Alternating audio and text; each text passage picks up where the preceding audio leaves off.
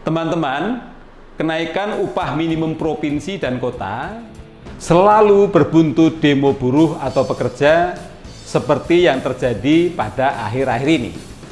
Penyebab utama demo adalah perbedaan pandangan dan kepentingan antara pengusaha dan buruh karena posisi dan peran yang berbeda, ditambah keputusan pemerintah yang kadang kurang bijaksana seperti keputusan pada akhir November tahun 2023 di mana kenaikan upah minimum provinsi berkisar 1,2% sampai 7,5%, sedangkan kenaikan gaji ASN sebesar 8%.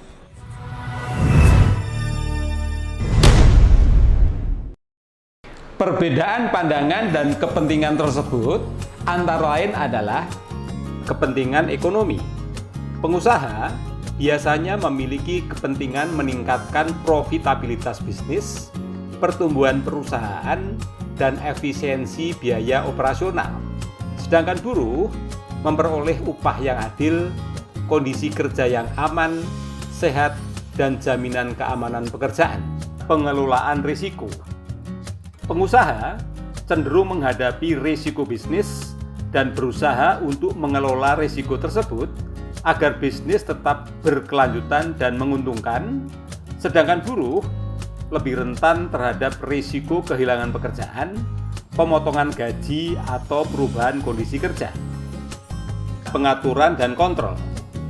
Pengusaha menginginkan fleksibilitas untuk mengelola dan mengontrol operasional perusahaan tanpa terlalu banyak batasan dari luar. Sedangkan buruh cenderung menginginkan perlindungan hukum dan peraturan yang dapat memberikan jaminan terhadap hak-hak mereka seperti upah yang layak, jam kerja yang wajar, dan kondisi kerja yang aman. Modal dan tenaga kerja. Pengusaha cenderung menganggap modal dan manajemen sebagai faktor kunci dalam kesuksesan bisnis dan ingin mengoptimalkan pemanfaatan sumber daya tersebut. Sedangkan buruh melihat tenaga kerja sebagai kontributor utama dalam produksi dan ingin memastikan bahwa mereka diakui dan dihargai dengan baik. Tujuan jangka panjang. Pengusaha biasanya fokus pada pertumbuhan dan keberlanjutan perusahaan jangka panjang, termasuk ekspansi pasar, inovasi, dan keuntungan yang konsisten. Sedangkan buruh terkadang lebih fokus pada perlindungan pekerjaan, peningkatan upah, dan peningkatan kesejahteraan mereka.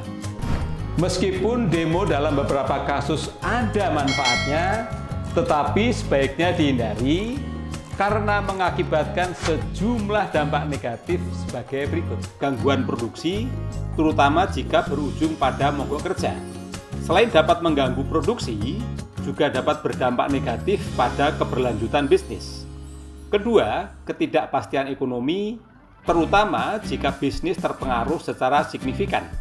Ketiga, ketegangan hubungan industrial yang dapat mengganggu produktivitas jangka panjang. Keempat, ketidakpuasan konsumen, terutama jika demo berdampak pada pasokan barang atau jasa. Kelima, gangguan investasi, terutama jika demo berlarut-larut yang memicu ketidakpastian dan menurunkan kepercayaan investor.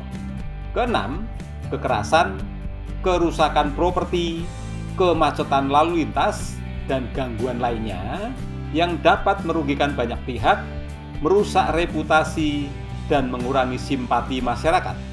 Ketujuh, potensi PHK dan penutupan perusahaan, khususnya jika demo berdampak sangat negatif terhadap bisnis.